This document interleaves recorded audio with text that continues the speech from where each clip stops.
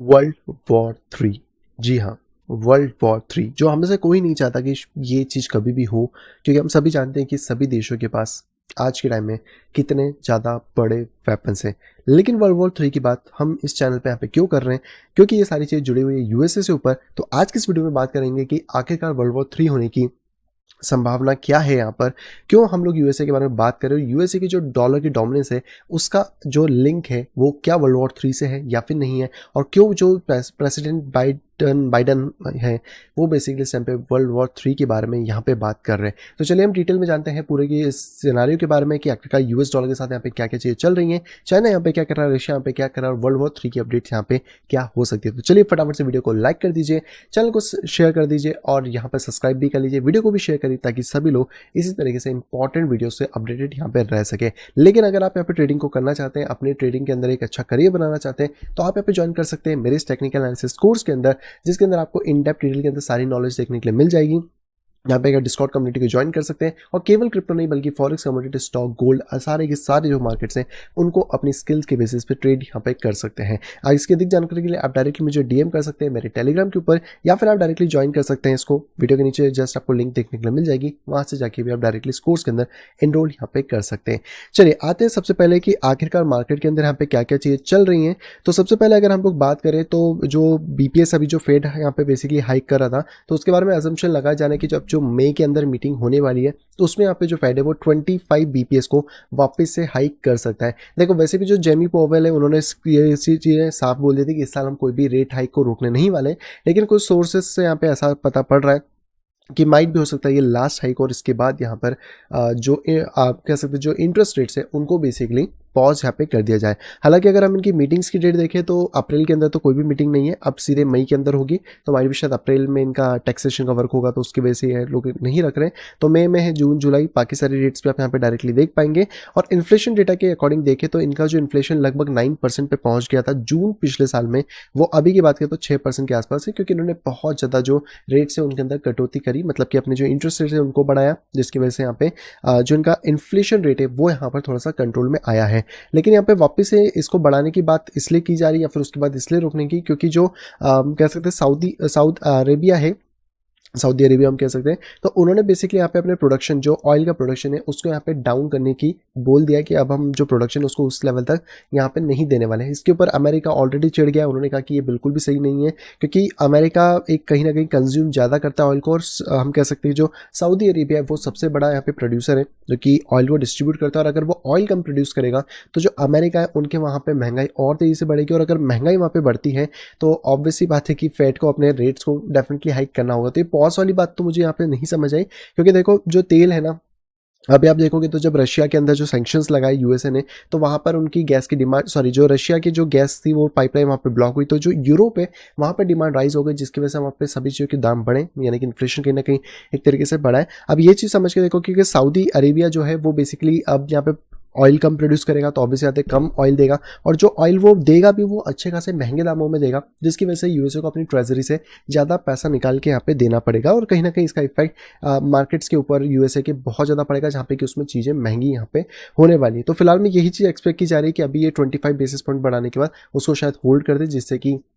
Market balance हो, क्योंकि अगर इसको कंटिन्यूस इंक्रीज करेंगे तो मार्केट से लिक्विडिटी गायब हो जाएगी और इन्फ्लेशन जो है वो और तेजी से बढ़ने की आसार यहाँ पे हो सकते हैं। पर ये सिर्फ एक ऐसी चीज़ नहीं है जो कि यूएसए को यहाँ पे परेशान कर रही है। अगर हम यूएसए प्रेसिडेंट के बारे में बात करें तो इन्होंने रशिया के ऊपर तो बहुत सारे कह सकते हैं सेंक्शन लगाए थे, अब उन्हीं सेंक्शन को इन्होंने 1 साल के लिए और आगे यहाँ पे बढ़ा दिया है, और यहाँ पर इन्होंने बोला है कि या तो आप सेंक्शन झेल लो या फिर यहाँ पे तैयार हो जाओ वर्ल्ड वॉर थ्री के लिए। तो बेसिकली हम सभी को पता है कि रशिया के ऊपर जो सेंक्शंस लगे थे, चाहे मिलिट्री के हों, चाहे कंट्री के हों, चाहे करेंसी के हों, और इवन दैट यहाँ पे अमेरिका ने क्या करा, $600 बिलियन वर्थ की जो रशियन करेंसी थी उनको भी अपने ट्रेजरी के अंदर यहाँ पे रख लिया, और बस यही सारी चीज़ यहाँ पे रहने लगी। तो बेसिकली अगर बात करें तो यहाँ पे जो प्रेसिडेंट है जो बिडेन, उन्होंने अपनी चीज़ें यहाँ पे बताया, उन्होंने कहा कि दो ही ऑप्शन है रशिया के पास, या तो वर्ल्ड वॉर थ्री करे जो कि यहाँ पे रशिया के साथ होगा फिजिकली, और बहुत बड़ी बात है। दूसरा ऑप्शन है कि जो कंट्री ने किया है वो अपनी तरफ से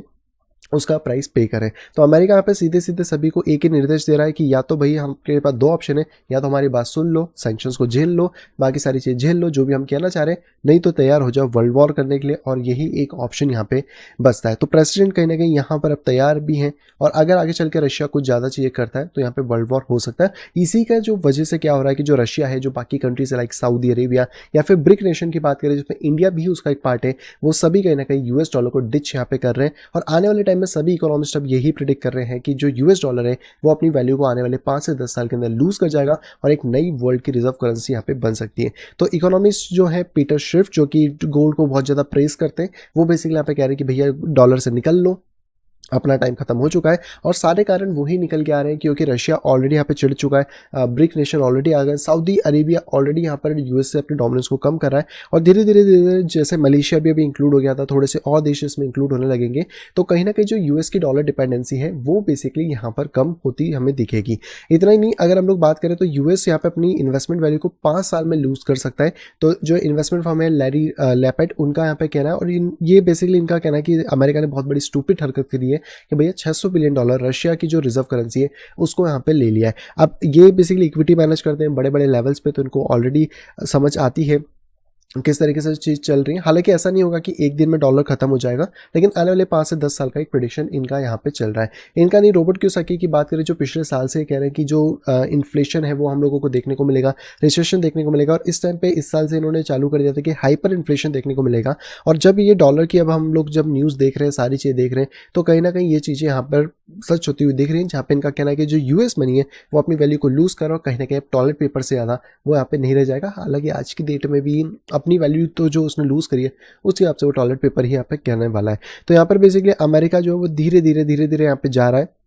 और क्वाड्रिलियन ऑफ डॉलर्स यहाँ पे बेसिकली मार्केट के अंदर है, क्योंकि जब मन होता है ये लोग छाप देते हैं। तो हाइपर इन्फ्लेशन का खतरा डेफिनेटली यहाँ पे रहने वाला है। अभी बीच में 300 बिलियन छाप दिए, अभी और छाप देंगे 2 ट्रिलियन की, तो वैसे भी इनके बैंक्स को रिक्वायरमेंट है। तो वो सारी चीज़ें तो यहाँ पे चली रही। इवन द जो इकोनॉमिस्ट है जिम रेक्ट, उनका भी कहना है कि जो अमेरिका उनके लिए सबसे बड़ा खतरा उनकी ही रिजर्व जो बना रखे उन्होंने वही है, क्योंकि रिजर्व में क्या कर रहे हैं ये लोग कि अपने रिजर्व को यूज़ करेंगे और वहाँ पर फिर खतरा है। अब वो रिजर्व कब यूज़ होते हैं, जब बाकी कंट्रीज इनसे डॉलर खरीदती है तो रिजर्व बनते हैं। अब बाकी कंट्री के तो इन्होंने पूरे ब्लॉक कर दिए, अपने रिजर्व्स को इनको यूज़ करने नहीं वाला। तो यहाँ पर जो है यूएसए के हाथ में कुछ रहेगा नहीं, और कहीं ना कहीं जो बिगेस्ट थ्रेड है वो यहाँ पे इनकी खुद की ट्रेजरी है, जो कि यूएस को यहाँ पे लूज भी कर जाएगी। इसके अपोजिट अगर बात करें तो चाइना बड़ा समझदार निकला। चाइना अपने पैसे का भरपूर तरीके से बढ़िया इस्तेमाल कर रहा है, और चाइना बोल रहा है कि भाई गोल्ड दे दो, गोल्ड दे दो, गोल्ड दे दो। और चाइना यहाँ पे खरीद रहा है गोल्ड को,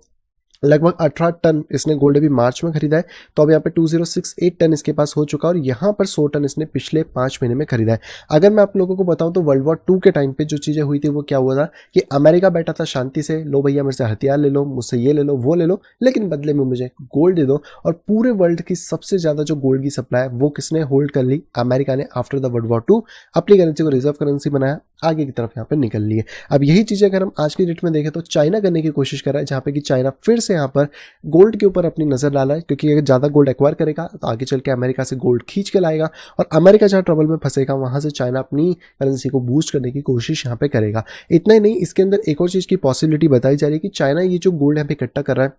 वो इसलिए करा है कि जो ब्रिक नेशन कह रहे थे कि हम एक एशिया की करेंसी बनाएंगे या मॉनेटरी फंड जो हम सेटअप करेंगे, उसके अंदर यहाँ पे गोल्ड बेसिस करेंसी हो सकती है, जो कि यूएस के डॉलर के ऊपर डिपेंडेंसी को यहाँ पे खत्म करे या फिर कम करने की चीज़ें यहाँ पे बन सकती हैं। और इतना ही नहीं, यूएस की जो इकोनॉमी है वो डेफिनेटली रिस्क के ऊपर है, क्योंकि यहाँ पे जो अलायंस जो कि एक बहुत बड़ी इंश्योरेंस कंपनी है, हम कह सकते हैं कि वर्ल्ड की लार्जेस्ट यहाँ पे कंपनी है, जो कि 122 मिलियन प्राइवेट और कह सकते हैं कॉर्पोरेट कस्टमर को यहाँ पे सर्विस देती है पूरे वर्ल्ड वाइड। उनका भी कहना यही है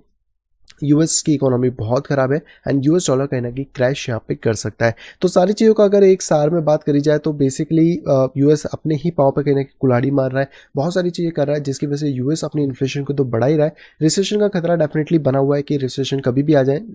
हम कोई नहीं जानता कि रिसेशन कब आएगा, लेकिन हमें इसके लिए तैयार होना। लेकिन रिसेशन जब आएगा तब हम 2 चीज़ें डेफिनेटली देखेंगे, गोल्ड और बिटकॉइन के अंदर एक अच्छी रैली। अब हो सकता है कि कोविड के जैसे हमें क्रैश मिले फिर रैली मिले, तो ये चीज़ भी बिल्कुल पॉसिबल है। तो आप अपनी स्ट्रेटेजी, अपनी चीज़ों को डेफिनेटली तैयार रखो, अपनी जितना भी पैसा है उसको ऐसी एसेट्स में रखो जिनकी वैल्यूएशन लॉन्ग टर्म तक रह सके, किसी फिएट करेंसी में नहीं, क्योंकि फिएट करेंसी जस्ट यूज़ के लिए, तो हमारे जो जनरल एक्सपेंसेस हैं वो आप कर सकते हो। बाकी चीज़ों को आप देख सकते हैं कि इकोनॉमी किस तरीके से यहाँ पे वर्क कर रही है। और यूएसए कहीं ना कहीं पूरी की पूरी ग्लोबल इकोनॉमी के साथ क्या क्या छेड़खानी यहाँ पे कर रहा है। आप लोग बताओ कि क्या वर्ल्ड वॉर 3 का खतरा यहाँ पे मंडरा रहा है, क्योंकि अगर रशिया यहाँ पे सेकंड ऑप्शन निकाल लेता है तो ये चीज़ें नहीं होंगी, लेकिन अगर यूएसए के नाक और ज़्यादा दम होता है और बोले कि हमारी करेंसी तो डूब रही है, तो यूएसए बोलेगा बचाओ अमेरिका को पहले रखो, और माइट भी शायद उस टाइम पे वर्ल्ड वॉर 3 की स्टार्ट यहाँ पे यूएसए यहाँ पे कर दे। आई होप दोस्तों सभी को यहाँ पे पसंद होगी। दोस्तों अगर वीडियो को पसंद तो प्लीज वीडियो को लाइक करेगा। अगर अभी तक आपने चैनल अपने फैमिली या फ्रेंड के साथ शेयर नहीं करा है तो तुरंत जाए शेयर करें, ताकि वो लोग भी क्रिप्टो मार्केट्स पर अपडेटेड रह सकें। अगर आप आए फर्स्ट टाइम इस चैनल के ऊपर, तुरंत जाइए चैनल को करिए सब्सक्राइब, साइड में देखिए नोटिफिकेशन बेल को दबा के क्लिक करें ऑल के ऊपर, ताकि मेरे आने वाली सभी वीडियो की इन्फॉर्मेशन प्रॉपर टाइम पे पा सकें। तो मैं मिलता आपसे कुछ इंटरेस्टिंग वीडियो के साथ, तब तक have a great day and bye bye.